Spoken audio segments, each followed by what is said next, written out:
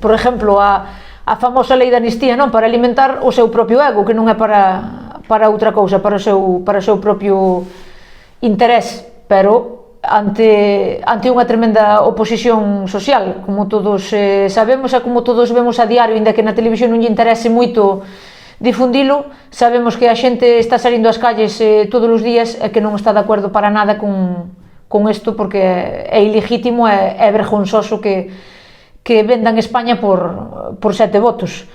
Despois, unha lei de benestar animal tamén, que non beneficia nin os animales, nin os seus propietarios, que vai aumentar a burocracia e os gastos, multas desproporcionadas, inseguridades jurídicas nunha lei que non tuvo en conta nin a veterinarios, nin a criadores, nin a distintos colectivos.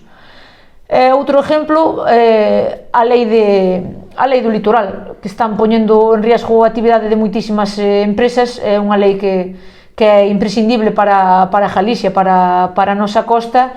É vergonzoso ou curioso, como lle queiramos chamar, pero que a rechasen por inconstitucionalidade despois da que están liando, pois de verdad que non lle encontro sentido.